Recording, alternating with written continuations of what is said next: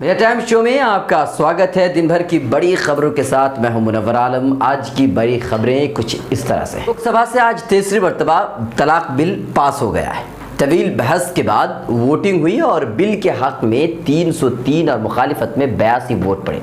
वजीर कानून रविशंकर प्रसाद की तरफ से पेश किए गए इस बिल के हक में 303 मेंबरों ने वोट डाले, जबकि 82 मेंबर ऑफ पार्लियामेंट ने इस बिल के खिलाफ वोटिंग की। इस बिल को कानून बनाने के लिए अब हुकूमत को इसे राज्यसभा से भी मंजूर कराना होगा। हम आपको बता दें कि हुकूमत इस बिल को पहले भी लोकसभा से मंजूर करा चुकी है, लेकिन राज्यसभा में ये बिल नामंजूर हो गया था। इससे पहले कांग्रेस के मेंबर ऑफ पार्लियामेंट की तरफ से इस बिल की पुरजोर मुखालिफत की गई और मौजूदा शक्ल में इस बिल को खारिज कर दिया गया। कुछ विपक्ष ने तो ऐवान से वॉकआउट भी कर लिया। असदुद्दीन ओवैसी ने पुरजोर मुखालिफत की। वाज़ेह है कि इससे पहले भी 2017 और 2018 में इस बिल को लोकसभा से पास करा लिया गया था, लेकिन राज्यसभा से पास नहीं हो सका था। अपोजिशन का मुतालबा है कि इसे स्टैंडिंग कमेटी के पास भेजा जाए। भले ही हम 21वीं सदी की बात करते हों और साथ ही हम एक सभ्य समाज की बात करते हैं, लेकिन आज भी कहीं ना कहीं जातिवाद हम पर हावी है। ऐसा ही एक मामला गाजियाबाद से सामने आया है, जहां एक दलित महिला को मंदिर में घुसने से मना कर दिया गया और जब उसने इसका विरोध किया तो उसके साथ धक्का मुक्की भी की गई।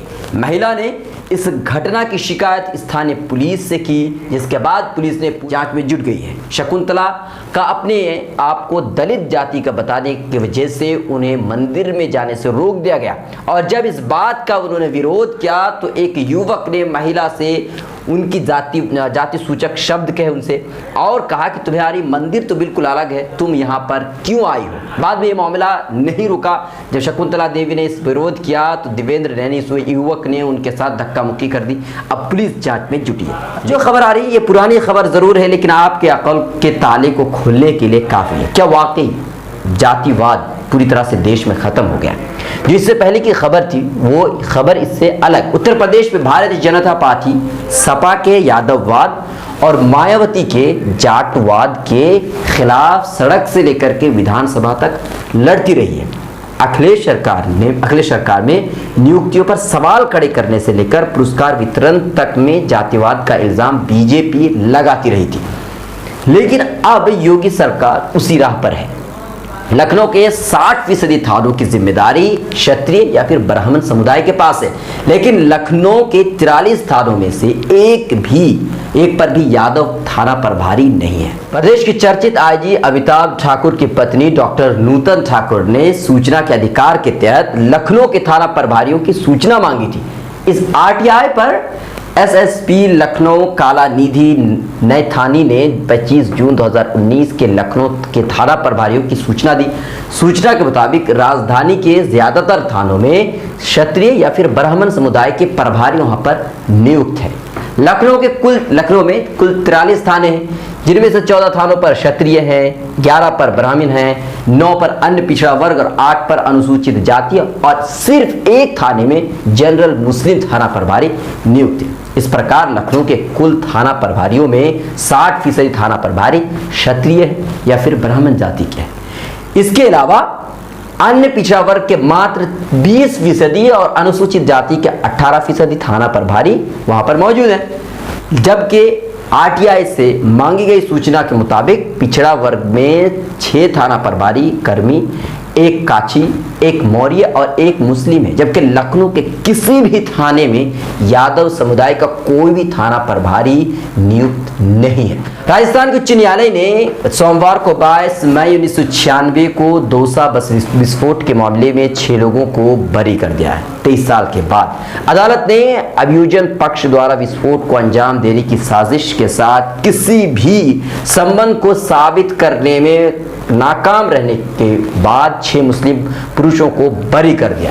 दौसा जिले के महवा थाना क्षेत्र के सामलेटी के पास शाम 4 बजे आगरा जयपुर राष्ट्रीय राजमार्ग पर बस में विस्फोट होने की वजह से जयपुर और भरतपुर के लोगों के सहित 13 लोगों की जान चली गई थी और 39 अन्य लोग घायल हो गए थे। पिछले 23 साल से जमानत नहीं मिलने पर सभी लोग जेल में बंद थे। उन्हें 2014 में एक स्थानीय अदालत ने दोषी ठहराया और उम्र कैद की सजा भी सुना दी।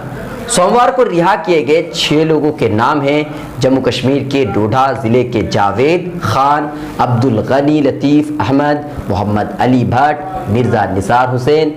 ये सभी लोग श्रीनगर से हैं और उत्तर प्रदेश के आगरा के रहने वाले राहुल बैग हैं।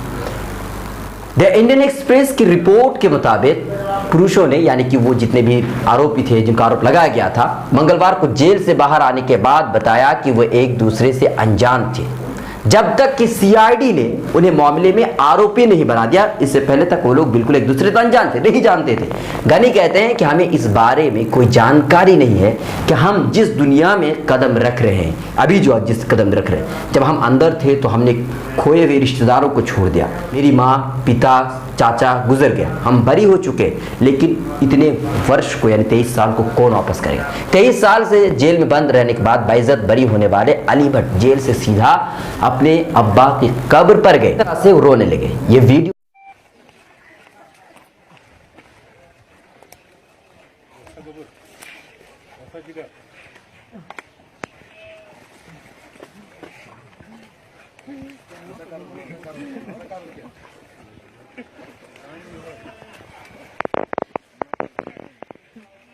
देख करके आपके आंखों में आंसू जरूर आए होंगे। क्या कांग्रेस 23 साल इनके लौटा सकते हैं? मुआवजा आखिर क्या होगा? 23 साल के बाद जो ये लौट करके अपने घर आ रहे हैं, इनके 23 साल कौन लौटाएगा? क्या इनको बाइज्जत बरी कर देना बस काफ़ी है? जो लोग इन लोगों को मुल्जिम ठहराए, दोषी बना दी, क्या उन लोगों पर कुछ भी नहीं होगा? ये सवाल है और इस सवाल का जवाब सरकार को जरूर देना चाहिए। मिलर टाइम्स की वीडियोस देखने के लिए यहाँ क्लिक करके सब्सक्राइब करें और हाँ, बेल आइकन जरूर दबाएं। अगर फेसबुक पर देख रहे हैं तो पेज लाइक करें। ताज़ा तरीन खबरों और मज़ामीन के लिए विजिट करें हमारी वेबसाइट www.millertimes.com। हमारी ये वेबसाइट उर्दू, हिंदी, इंग्लिश तीनों लैंग्वेज में मौजूद है।